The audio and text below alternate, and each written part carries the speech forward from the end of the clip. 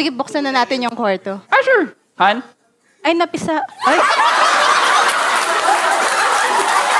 Yes, for our next game, alam niyo, mahalaga naman po talaga ang family sa amin. You will be seeing a game called Balae Balae. One pair of in-laws are being visited by their in-laws dahil sa manugang nila. Kaso eto po yun. They will be guessing something. So we will say goodbye first to our visiting Balae. Bye, Chester and Angelica.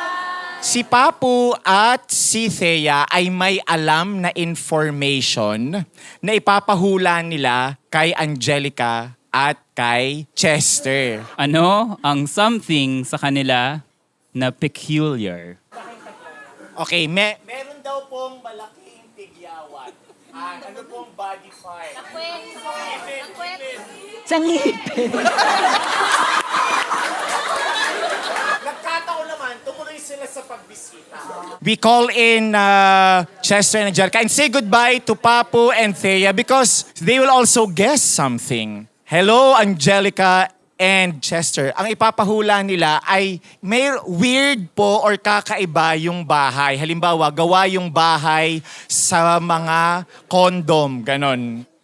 Okay, kwek. Kwek yung door na.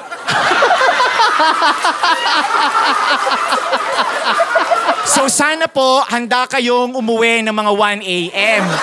Kasi uuwi lang po kayo pag nahulaan nila. When our players are getting hot and warm sa pag-guess, can you cheer them by applauding and saying, yay! If they are going cold with their guesses, say boo! Okay, so para matulungan natin sila na mahulaan itong mga bagay na ito. Ladies and gentlemen, Balae Balae! Nandito na pala kayo. Sorry, late kami. Sorry, ha. Kagagaling lang namin sa grocery eh. Ay, pwede na kami pumasok? Ay, tuloy kayo. Sorry, sige. Pasok.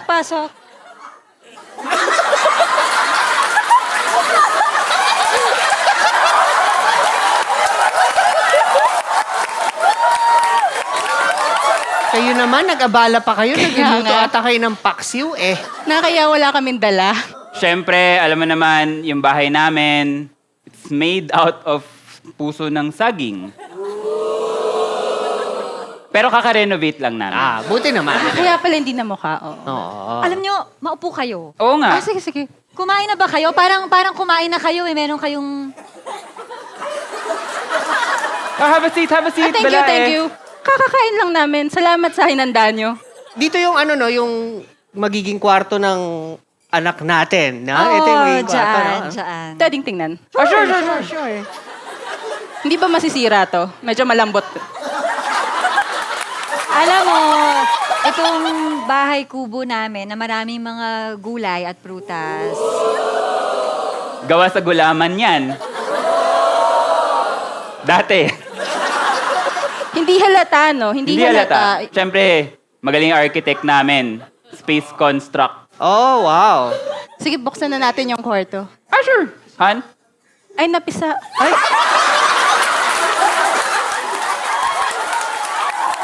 Akala kasi namin sanay kayo sa mga napipisa eh. Oo.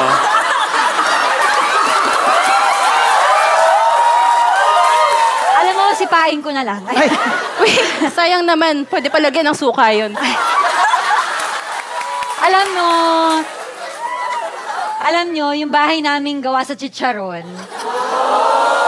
Dati, doon sa kabila yun. Pero ngayon, gawa na yan sa balot.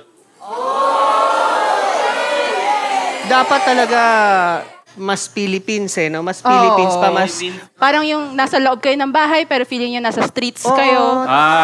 Tapos tulad dito yung... Wait lang, Balaya. Oh. Are you giving us advice about our own home? No. I'm just... Grabe naman. Kanina pa kayo, di ba? Parang pumasok kayo dito, dami niyong hinawak-hawakan. Hindi porket yung bahay namin ay gawa sa isaw. May isaw din. Gawa sa tokneneng. Or kwek-kwek in other words?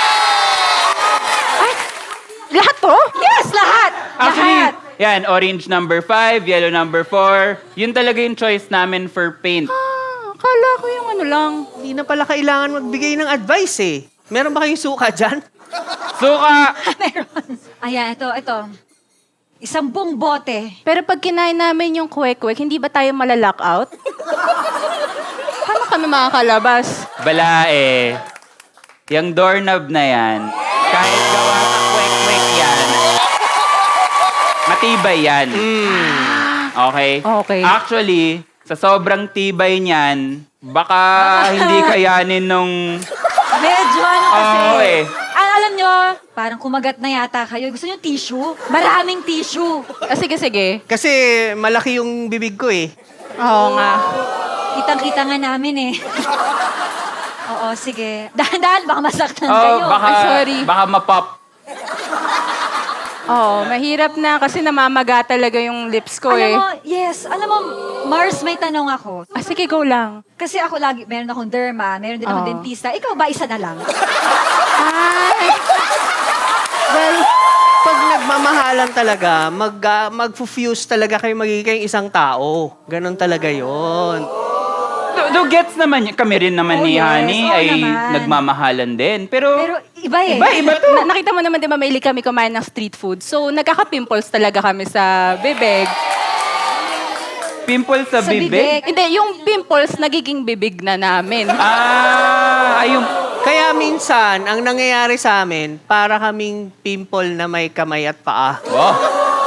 Buhay, kasi Yes, buhay. yes. Buhay. Si Mars, close talaga kami ni Mars talaga. Oo Ever naman. since classmates kami, Oo. di ba? Grade 2 ka pa lang eh, meron ka ng pimple sa bibig. Pero ngayon, parang hindi lang siya sa bibig. Oh. Oo. Napansin mo ba all around? Yeah. Kaya nga tinatanong ko yung dentista mo. Ay, oo. Nakita mo yung ngipin ko, may pimple din? Pasensya na. Oo, okay lang, okay lang. Kain na O, tayo. sige, kain na Kain na tayo. tayo. Kain na tayo. Ladies and gentlemen, give it up for Chester, Angelica, Thea, and Papu. Bet Manila.